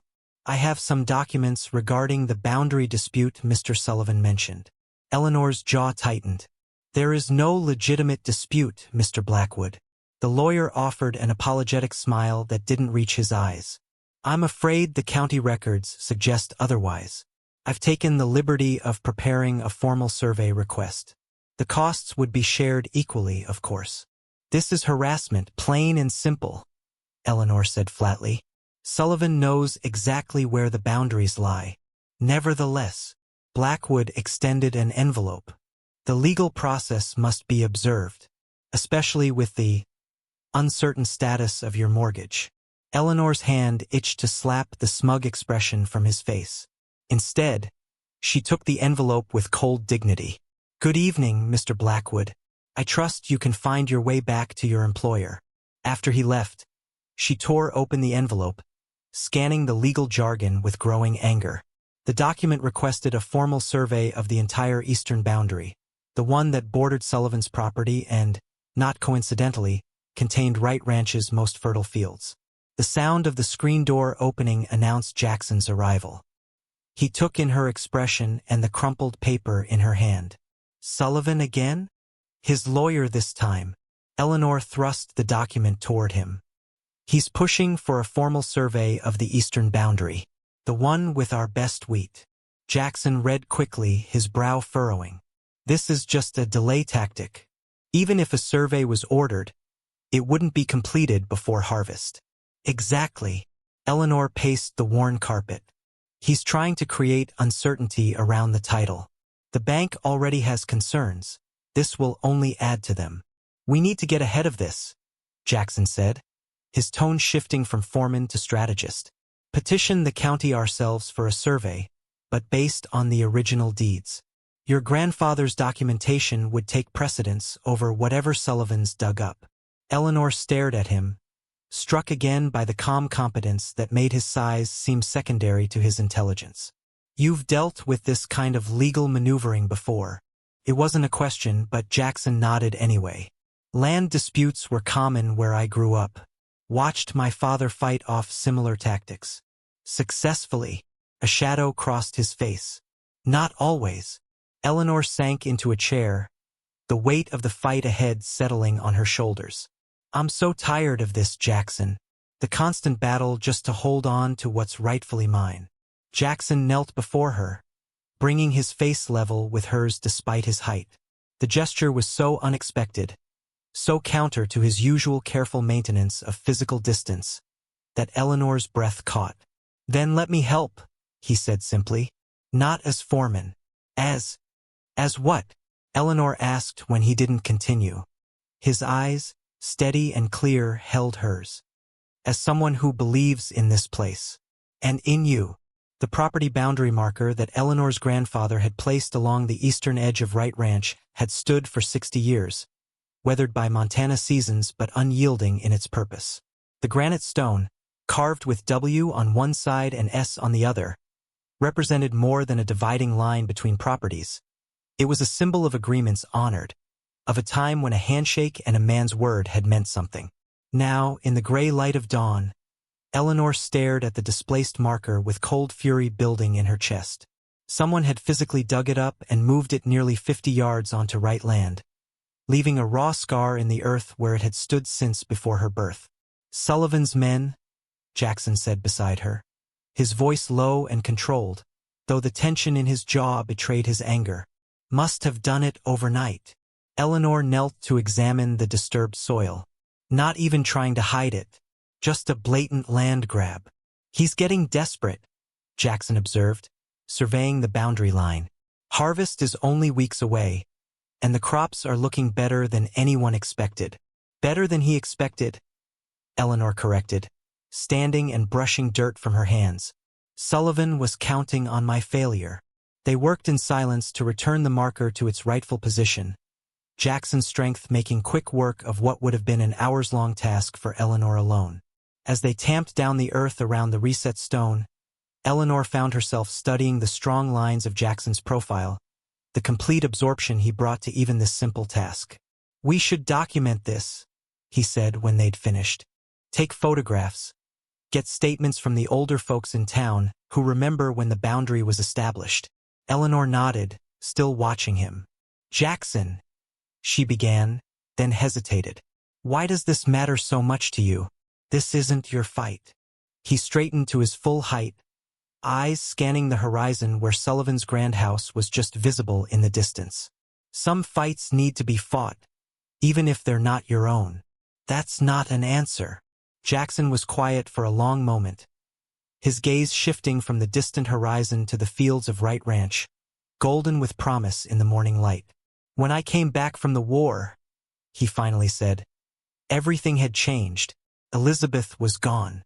The firm I'd worked for had replaced me. Even the town felt different, smaller somehow. Eleanor remained silent, sensing he needed to find his way through the words at his own pace. I started drifting, he continued, taking jobs where I found them, moving on when the walls started closing in. Thought maybe that was all that was left for me. Just passing through other people's lives, fixing what I could, then moving on. And now, Eleanor asked softly. His eyes met hers, something vulnerable and honest in their depths. Now I'm not so sure that's enough anymore. The simple statement hung between them, laden with unspoken meaning. Before Eleanor could respond, the sound of approaching horses interrupted the moment. Two of Sullivan's ranch hands rode toward them, pulling up short when they spotted Jackson's imposing figure beside the boundary marker. Mrs. Wright, the older of the two men, nodded, barely civil. Mr. Sullivan sent us to check on some fence line. I'm sure he did, Eleanor replied coolly. You can tell Mr. Sullivan that moving boundary markers is not only unethical but illegal. This one has been replaced where it belongs. The younger ranch hand smirked. Funny thing about that, Mr. Sullivan has some old survey maps that show that marker's been in the wrong spot for decades. Says this whole strip rightfully belongs to Sullivan land. Your boss is lying, Jackson said, his deep voice carrying the simple certainty of truth. And if you help him steal what isn't his, you're complicit. The older hand shifted uncomfortably in his saddle. Just following orders, mister. That excuse didn't work at Nuremberg, Jackson replied evenly. Won't work here either. Eleanor glanced at him, surprised by the reference and the unexpected glimpse of the educated man beneath the ranch foreman's exterior. The ranch hands looked confused, but the implied accusation was clear enough to make them uneasy. We'll tell Mr. Sullivan what you said, the older one muttered, turning his horse. You do that, Eleanor called after them, and tell him if I find his men on my property again without permission, I'll have the sheriff out here so fast his head will spin. After they rode away, Eleanor released a long breath. This is going to get worse before it gets better, isn't it? Jackson nodded grimly. Sullivan's the kind of man who doesn't like to lose, and he's used to getting his way. Well, he's about to learn that Eleanor Wright doesn't roll over for bullies, she said with more confidence than she felt. We should head back. Town meetings in an hour. The Clearwater County Community Hall was already half full when they arrived, the monthly town meeting drawing the usual mix of ranchers, shopkeepers, and local officials. Eleanor felt the weight of curious gazes as she entered with Jackson, whispers following in their wake. Their partnership, whatever its nature, had become the subject of speculation, she knew. Sullivan was there too, holding court near the front of the room, his expensive suit and polished boots a stark contrast to the more practical attire of most attendees. His smile faltered momentarily when he spotted Eleanor and Jackson, but he recovered quickly, nodding with exaggerated courtesy. Quite the spectacle, isn't he? Muttered Sam Harmon from the general store, falling in beside them. Man acts like he already owns the whole county. Not quite yet, Eleanor replied grimly. When the meeting turned to new business, Sullivan rose smoothly, adjusting his jacket with practiced nonchalance. I'd like to address a matter of some community interest, he announced. As many of you know, there have been concerns about water rights and property boundaries between some of our local ranches. Eleanor tensed, feeling Jackson shift protectively closer beside her. In the interest of clarity and cooperation, Sullivan continued, his voice oily with false sincerity. Sullivan Enterprises is sponsoring a comprehensive survey of all properties along Coldwater Creek. Professional surveyors from Helena will be arriving next week. Murmurs rippled through the room. A county-wide survey would take weeks, if not months, well past the harvest and Eleanor's mortgage deadline. Before Eleanor could object, Jackson stood, his height commanding immediate attention even before he spoke. With respect, he said, his deep voice carrying easily through the hall. A new survey would supersede established boundaries and historical agreements. Most ranches here, including Wright Ranch, have deeds and documentation dating back generations. Sullivan's smile thinned. And you are? Jackson Tanner, agricultural engineer and foreman at Wright Ranch. Sullivan's eyebrows rose theatrically. Ah yes, the drifter who's suddenly an expert on local property law. How convenient. The newspaper clipping was yellowed with age, buried beneath a stack of mail that had arrived while Eleanor was at the town meeting. She might have missed it entirely if Mabel hadn't been sorting through the pile and let out a soft gasp. Eleanor, Mabel said, her voice uncharacteristically hesitant. You might want to see this.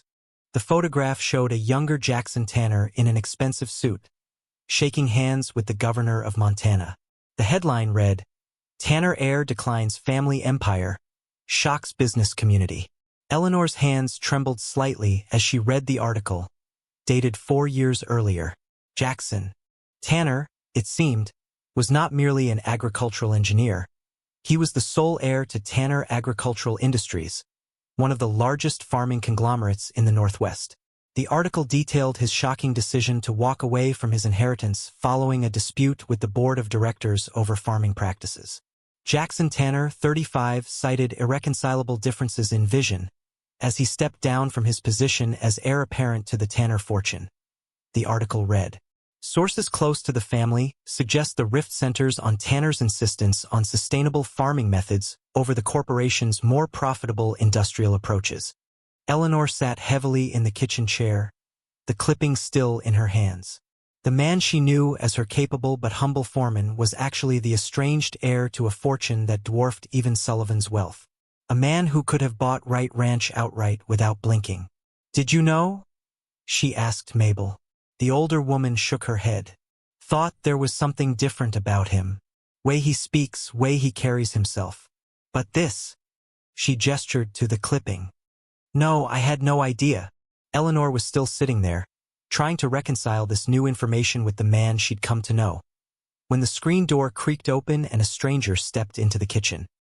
He was city-dressed and city-soft, with an expensive hat and nervous eyes. Mrs. Wright? He asked, removing his hat. Forgive the intrusion. I'm Howard Davis from the Helena Register. I was hoping to speak with Jackson Tanner. Eleanor stood, her spine stiffening. And what business do you have with my foreman, Mr. Davis? The reporter blinked, clearly surprised by her protective tone. So it's true then, Jackson Tanner is working here as a ranch hand? The heir to Tanner Agricultural Industries. I don't see how that's news fit to print, Eleanor replied coldly. Davis pressed on, undeterred. There are rumors that the Tanner board is considering legal action to force his return. His father's health is failing, and without an heir apparent. I think you should leave, Eleanor interrupted, her voice level but firm. Mrs. Wright, surely you understand the public interest in. I understand that you're trespassing, she said, and that whatever Mr. Tanner chooses to do with his life is his business, not yours or anyone else's. The reporter opened his mouth to argue further, but something in Eleanor's expression made him reconsider. If you could just tell him I stopped by, he said, retreating toward the door. The public has a right to know what happened to the Tanner heir. After he left, Eleanor sank back into her chair, the weight of this revelation settling over her. Jackson had never lied about his past, not exactly, but he had certainly omitted significant truths. Was he hiding from his responsibilities? Using Wright Ranch as a temporary escape from family obligations? The thought sent a chill through her. How many times had she imagined a future with Jackson as a permanent fixture at Wright Ranch? How foolish those daydreams seemed now, knowing who he really was. She was still sitting there when Jackson returned from checking the irrigation lines. He filled the kitchen doorway, as he always did, but now Eleanor saw him with new eyes. Not just a gentle giant who had wandered into her life, but a man of means and education who had chosen to conceal his true identity. Eleanor? He asked, immediately sensing her distress. What's happened? Wordlessly, she handed him the newspaper clipping. He took it, his large hands suddenly less sure as he recognized what he was holding. His face remained impassive as he read, but Eleanor had learned to read the subtle shifts in his expression, the tightening around his eyes, the almost imperceptible clench of his jaw. Where did you get this? he asked finally, his voice carefully neutral. It came in today's mail, Eleanor replied. And then a reporter from Helena showed up looking for you. Seems you're quite the man of mystery, Mr. Tanner. Or should I say, Mr. Tanner of Tanner Agricultural Industries. Jackson set the clipping on the table with deliberate care. I should have told you. Yes, Eleanor agreed, her voice tight with hurt. You should have. It's not what you think, he began. Really? Because what I think is that you've been playing at being a ranch hand when you could buy and sell this entire county. What I think is that you've been keeping secrets while I've trusted you with everything I have. Jackson's shoulders slumped slightly, the closest thing to defeat she'd ever seen in his posture. You're right to be angry. I'm not angry, Eleanor said, though the tremor in her voice belied her words. I'm disappointed, and I feel foolish. Here I've been worried about saving this ranch while you've been slumming? Getting your hands dirty as some kind of rich man's adventure before you go back to your real life. No. The single word carried such force that Eleanor fell silent. That's not why I'm here. Then why, Jackson? Why hide who you really are? Why work as a foreman when you could be running an empire? He was quiet for a long moment, his eyes moving to the window where the fields of Wright Ranch stretched out, golden in the afternoon sun. Because that empire was built on practices I couldn't support. Industrial farming that stripped the soil, chemical treatments that poisoned water tables, profit margins that crushed small family operations like this one. Eleanor watched his face, the genuine pain evident in his features. I tried to change things from within, he continued. For years, I argued for sustainable methods, for respecting the land instead of exploiting it. My father called it idealistic nonsense, said I'd grow out of it. But you didn't. Jackson's eyes returned to hers, clear and direct. No, I didn't. And when he gave me an ultimatum, fall in line or get out, I chose to leave. Eleanor absorbed this, trying to reconcile the proud heir willing to walk away from a fortune with the humble man who had repaired her fences and irrigation pump. And now? Your father is ill, according to that reporter. Will you go back? Something flickered across Jackson's face. Regret, perhaps, or old pain. I don't know, he admitted. I've been gone 4 years. The board has probably found ways to work around my absence. But you're the heir, Eleanor pressed. Surely they can't just... They can do whatever my father allows, Jackson interrupted gently. And Augustus Tanner has never forgiven what he sees as betrayal. The use of his father's full name, the formal distance it implied, told Eleanor volumes about the estrangement. I'm sorry, she said, her anger beginning to fade. But that doesn't explain why you didn't tell me the truth. Jackson met her gaze directly. Because for the first time in years, someone saw me for my work, not my name. You judged me on what my hands could do, not what my signature could buy. That felt real. Eleanor spent the afternoon alone, walking the boundaries of Wright Ranch with her thoughts in turmoil. The unsent letter in her pocket weighed heavy, words she'd started to write to Jackson after he'd left at dawn. His few possessions packed in the same worn duffel he'd arrived with 2 months earlier. I need some time, she'd told him the previous evening, after the revelations about his true identity had settled between them like a wall, to think about what all this means. He'd nodded, acceptance in every line of his body. I understand. But did he? Did he understand that her hurt stemmed not from his wealth or position, but from the fact that he'd kept himself hidden while she had gradually opened every part of her life to him? She unfolded the letter now, the wind threatening to snatch it from her fingers. Jackson. It began, the familiar name now carrying unfamiliar weight. I don't know how to reconcile the man I've come to. She'd stopped there, unable to commit to paper the word that hovered at the edges of her consciousness. Trust, respect, neither seemed adequate for the complexity of what Jackson Tanner had become to her. In the distance, she could see Sullivan's men moving along the disputed boundary, the promised surveyors taking measurements with gleaming equipment. Eleanor knew she should be there, defending her interests, but a bone-deep weariness had settled over her.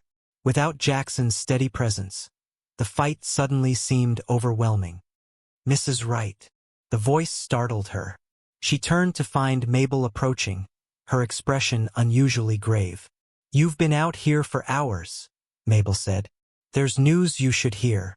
Eleanor braced herself, tucking the unfinished letter back into her pocket. "Sullivan?" "No." Mabel hesitated. "It's about Jackson. He's gone to Twin Pines." Twin Pines was the nearest town with a bank branch, the same bank that held Eleanor's mortgage. "Why?" "Didn't say exactly, but he took all his papers with him." A cold dread settled in Eleanor's stomach. Was he arranging to buy her mortgage from the bank? To gain leverage over Wright Ranch through financial means rather than honest work? The thought was unworthy of the man she'd come to know, but the revelation of his true identity had shaken her trust in her own judgment.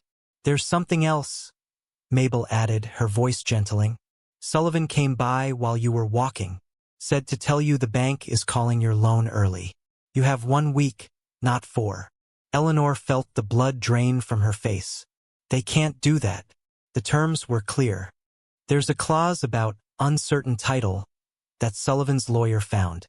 With the boundary dispute ongoing, Eleanor closed her eyes briefly, understanding now the full extent of Sullivan's strategy. Create a dispute, use it to trigger the early payment clause, force a foreclosure before the harvest could be brought in. Neat, efficient, and utterly ruthless. "What time is it?" she asked, opening her eyes with newfound resolve. "Nearly 4. Get the truck ready. I'm going to Twin Pines." The drive took almost an hour on the rutted county roads, giving Eleanor too much time to think. About Jackson, about Sullivan, about the ranch that had been her family's legacy for 3 generations. About the future she'd begun to imagine with Jackson in it, and how quickly that vision had dissolved when his true identity was revealed. Twin Pines was barely more than a wide spot in the road. A general store, a feed supply, a small diner, and the regional branch of Montana First Bank. Eleanor parked in front of the bank just as the manager was turning the sign to "Closed." "Please," she called, hurrying from the truck. "I need to speak with you about the Wright Ranch mortgage." The manager, a balding man with a perpetual frown, hesitated. "Mrs. Wright, I was actually going to telephone you tomorrow. There have been some developments with your loan." "I know," Eleanor said grimly. "Sullivan's manipulations to call it early." The manager blinked, clearly surprised. "No, that's not. Perhaps you should come inside." In the manager's cramped office, Eleanor steeled herself for more bad news. "Whatever Sullivan's offering for the foreclosure, I can fight it. The boundary dispute is manufactured, and the harvest—" "Mrs. Wright," the manager interrupted gently, "your mortgage has been paid in full." Eleanor stared at him, certain she'd misheard. "What?" "A wire transfer came through this morning from Helena. The full remaining balance, plus this quarter's interest." He slid a document across the desk, a receipt for a sum that made Eleanor's eyes widen. "Who would?" She trailed off as realization dawned. "Jackson." The manager nodded. "Mr. Tanner arranged it personally. Said to tell you it's not a gift, but an investment. He left this for you as well." He handed her an envelope. Inside was a simple note in Jackson's precise handwriting. "Eleanor, this buys you time. Nothing more. The ranch is still yours. The choice of what happens next is still yours. I've gone to Helena to deal with family matters. Whatever you decide about me, know that Wright Ranch is worth saving." Eleanor's hands trembled as she folded the note. "Where is he now?" "Left for Helena directly after completing the transaction. Seemed in quite a hurry." Outside the bank, Eleanor leaned against her truck, emotions warring within her. Relief at the mortgage being paid. Confusion over what Jackson meant by investment. Anger that he would make such a decision without consulting her. And beneath it all, a hollow ache at the thought that he had gone. She drove back to the ranch in a daze, the paid mortgage receipt beside her like a talisman. Sullivan couldn't touch Wright Ranch now, not through financial pressure at least. The boundary dispute would continue, but with the immediate threat removed, Eleanor could fight it properly. As she pulled up to the ranch house, the setting sun casting long shadows across the yard. She was surprised to see Sullivan's expensive car parked near the porch. She found him in the kitchen, speaking with Mabel, his expression smugly triumphant. "Ah, Eleanor," he said, turning at her entrance. "I was just telling Mrs. Johnson here about the unfortunate news from the bank. But I come bearing a solution. My offer for the ranch still stands. In fact, I'm prepared to increase it by 15%, given the circumstances." Eleanor set her handbag on the table with deliberate calm. "What circumstances would those be, Garrett?" "Why, the calling of your loan, of course. The need for immediate capital." His smile didn't reach his eyes. "I'm offering you a graceful exit, Eleanor. A way to leave with your dignity intact." Eleanor removed the receipt from her bag and placed it on the table. "My loan has been paid in full, Garrett. Wright Ranch is free and clear." Sullivan's smile faltered, genuine shock replacing his practiced concern. "That's impossible. The amount due has been paid," Eleanor finished, a fierce satisfaction blooming in her chest at his confusion. "It seems your plan had a fatal flaw." Sullivan's eyes narrowed as understanding dawned. "Tanner," he spat. "He's buying his way in where he doesn't belong." "Jackson made an investment in this ranch's future," Eleanor corrected, "without asking for anything in return. Unlike some who try to take what isn't theirs through manipulation and threats." Sullivan's face darkened with anger. "This isn't over, Eleanor. The boundary dispute will be settled properly through legal channels," she interrupted. "And in the meantime, you're trespassing on my property. Again." After Sullivan stormed out, Mabel laid a gentle hand on Eleanor's arm. "Jackson's gone, then?" Eleanor nodded, the victory over Sullivan already tasting hollow without Jackson there to share it. "To Helena. Family matters," he said. "And the mortgage? Truly paid. Every cent." Eleanor sank into a kitchen chair, suddenly exhausted. "He called it an investment." Mabel's eyes were kind but knowing. "Some investments aren't about money, Eleanor." Later that night, Eleanor sat at the kitchen table with a fresh sheet of paper before her.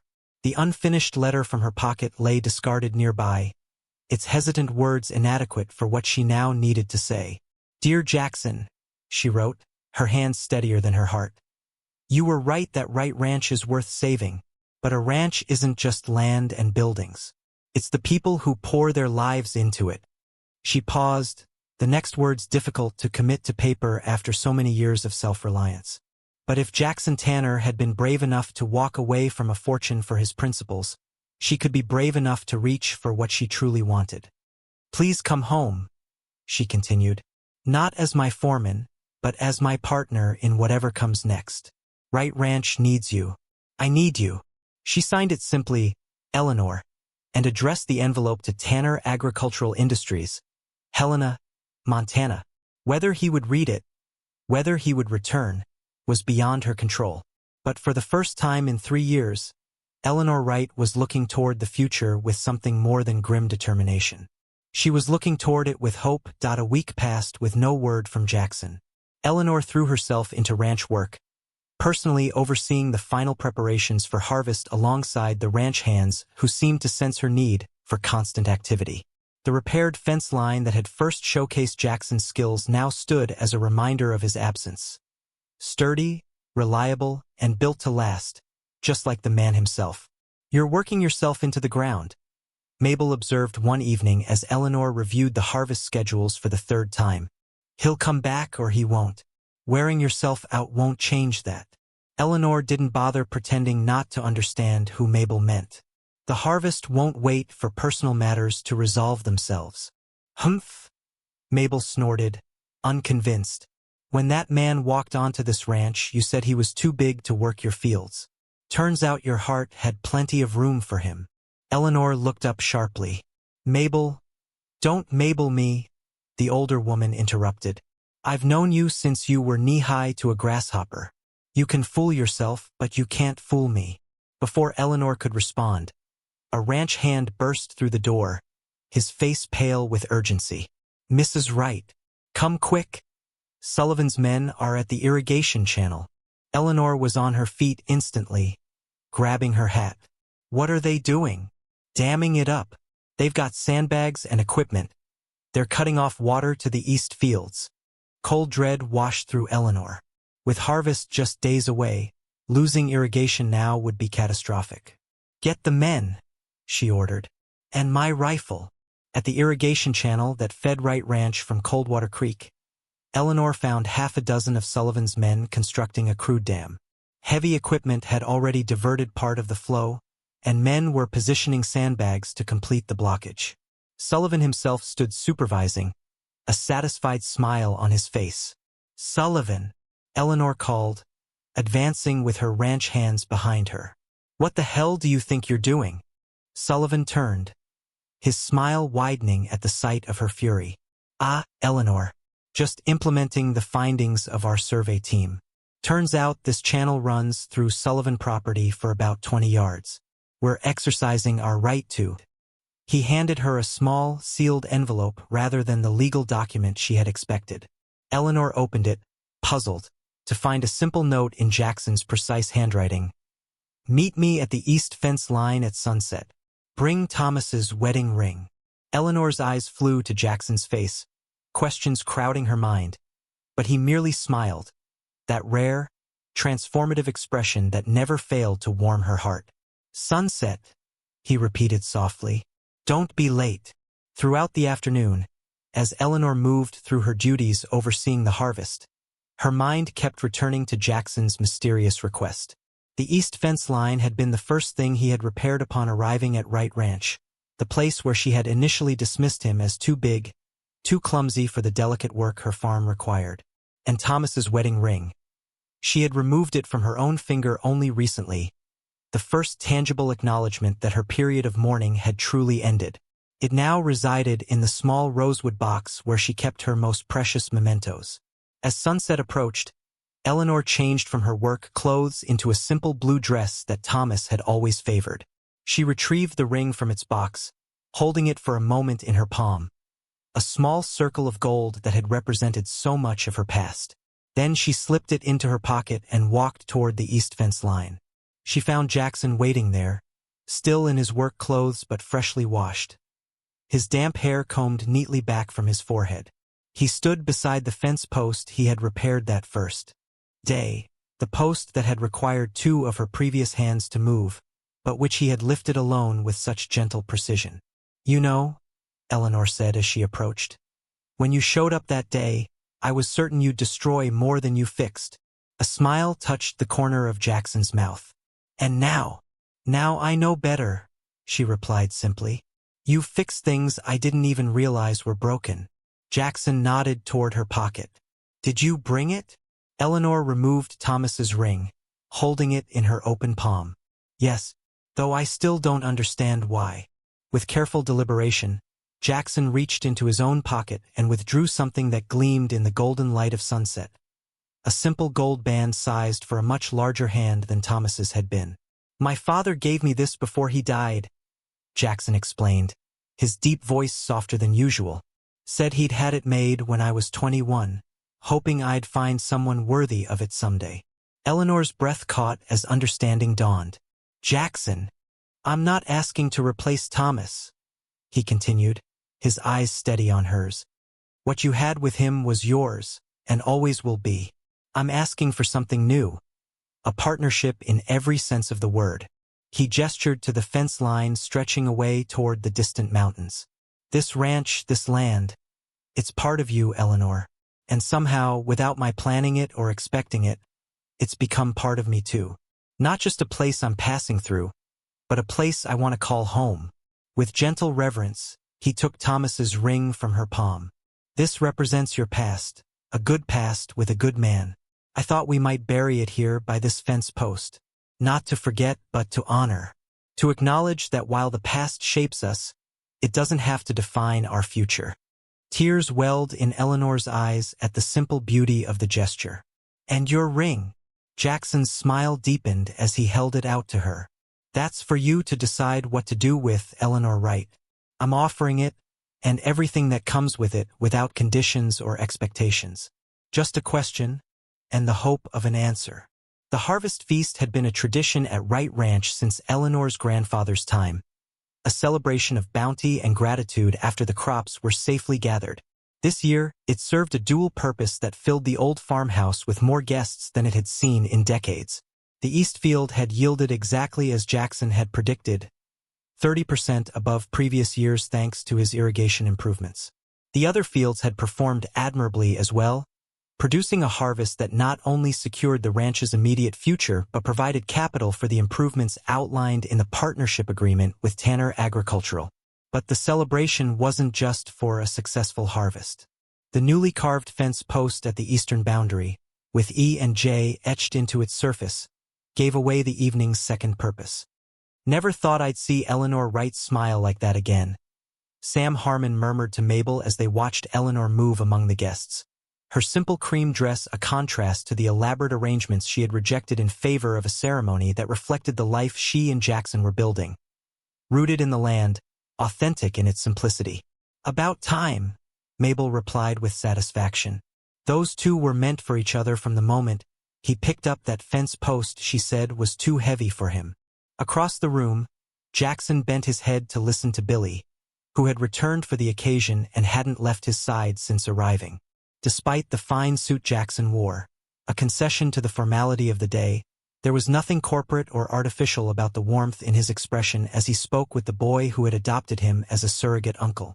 Eleanor made her way to them, her heart full at the sight of the two people who had helped her rediscover joy after years of merely surviving. "Monopolizing my fiancé, are you?" she teased gently. Billy grinned up at her. "Mr. Jackson's teaching me about irrigation systems. He says I can help install the new one next summer." "Is that so?" Eleanor raised an eyebrow at Jackson. "Planning my ranch's future without consulting me, Mr. Tanner?" Jackson's eyes, warm with an emotion that still made her breath catch, met hers. "Wouldn't dream of it, Mrs. Wright.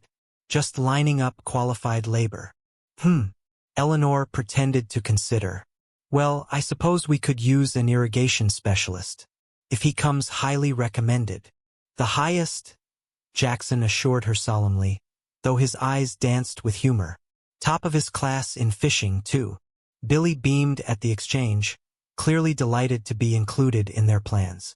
When Mabel called him to help serve the dessert, he dashed off with the boundless energy of youth, leaving Eleanor and Jackson in a momentary bubble of privacy amid the celebration. "Having second thoughts?"